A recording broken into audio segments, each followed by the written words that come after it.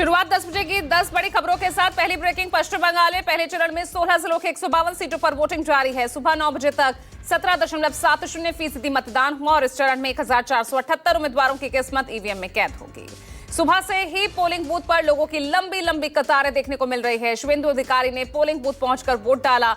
मतदान को लेकर सुरक्षा के कड़े इंतजाम किए गए हैं। ममता बनर्जी और शुभेंदु अधिकारी की सीट पर ही आज ही मतदान हो रहा है और शाम 6 बजे तक मतदान चलेगा।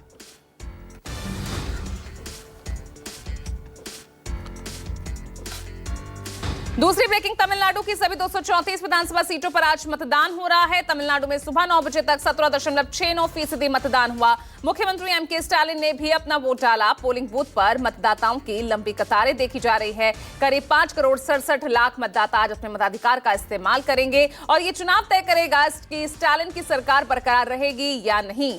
और वहीं महाराष्ट्र की बारामती विधानसभा सीट और गुजरात की उमरेठ विधानसभा सीट पर भी आज ही उपचुनाव हो रहे हैं।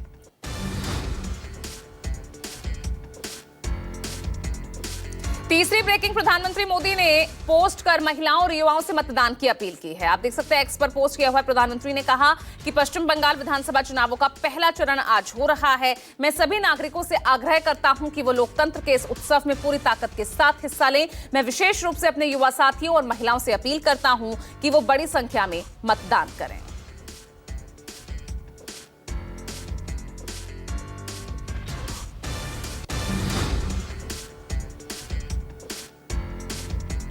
चौथी ब्रेकिंग, प्रधानमंत्री मोदी आज पश्चिम बंगाल में दूसरे चरण के लिए चुनाव प्रचार करेंगे। पीएम मोदी कृष्णानगर और मथुरापुर में जनसभाओं को संबोधित करेंगे। इसके बाद हावड़ा में उनका रोड शो होगा। वहीं अमित शाह बालागढ़ में जनसभा करेंगे और उत्तर 24 परगना में उनका रोड शो है। राज्य में चुनाव को लेकर सभी प्रमुख पार्टियां पूरी ताकत झोंक रही है।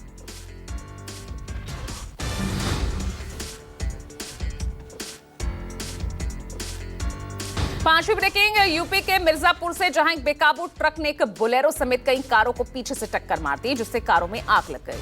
2 कारों में सवार सभी जिंदा जल गए। हादसे में 9 लोगों के जलने से मौत हो गई। वहीं ट्रक ड्राइवर और खलासी की भी मौत हुई है।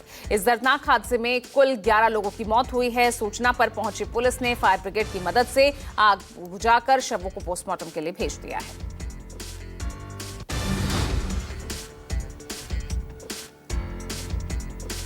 छठी ब्रेकिंग, दिल्ली के अमर कॉलोनी इलाके में एक वरिष्ठ आईआरएस अधिकारी की 22 साल की बेटी की बेरहमी से हत्या कर दी गई। इस मामले में दिल्ली पुलिस ने मुख्य आरोपी और उनके पूर्व घरेलू नौकर राहुल मीणा को द्वारका के एक होटल से गिरफ्तार किया। आरोपी राहुल मीणा बुधवार सुबह लगभग 6:39 पर घर में घुसा और 7:20 पर बाहर निकला। उसने मोबाइल चार्जिंग केबल से गला घोंटकर युवती की हत्या की थी। पुलिस के मुताबिक हत्या से पहले युवती के साथ यौन शोषण की भी आशंका है, जिसके आधार पर संबंधित धाराएं लगाई गई हैं।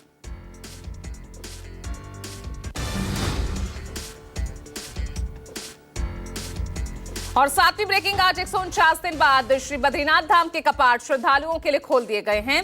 सुबह 6:15 पर कपाट खुलने की प्रक्रिया ब्रह्म मुहूर्त में वैदिक मंत्रोच्चारण और पारंपरिक अनुष्ठानों के साथ पूरी की गई। इस पावन अवसर पर उत्तराखंड के मुख्यमंत्री पुष्कर सिंह धामी भी मंदिर परिसर में उपस्थित रहे। इस दौरान उन्होंने भगवान बद्री विशाल की विशेष पूजा अर्चना की। मंदिर को लगभग 25 क्विंटल फूलों से बहुत ही सुंदर तरीके से सजाया गया। कपाट खुलने के ऐतिहासिक क्षण का साक्षी बनने के लिए देश विदेश से हजारों श्रद्धालु बद्रीनाथ पहुंचे।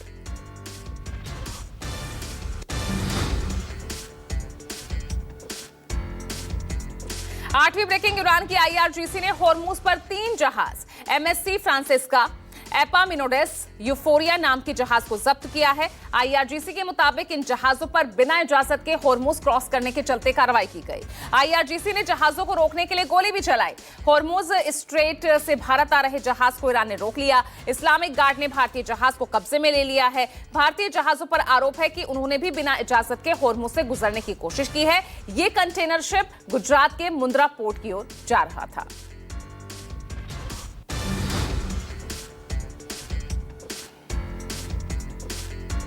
और नौवीं ब्रेकिंग अमेरिकी ईरान की बातचीत को लेकर राष्ट्रपति ट्रंप ने संकेत दिए हैं। ट्रंप के मुताबिक अमेरिका और ईरान के बीच शांति वार्ता का दूसरा दौर जल्द ही पाकिस्तान में शुरू हो सकता है। न्यूयॉर्क पोस्ट की एक रिपोर्ट के मुताबिक ये बैठक 24 अप्रैल तक हो सकती है। ट्रंप और पाकिस्तानी सूत्रों के अनुसार अगले 36 से 72 घंटों के बीच बातचीत दोबारा शुरू होने की संभावना है। ट्रंप ने हाल ही में ईरान के साथ चल रहे अस्थायी सीज फायर की अवधि को बढ़ा दिया है ताकि वार्ता के लिए और समय मिल जाए।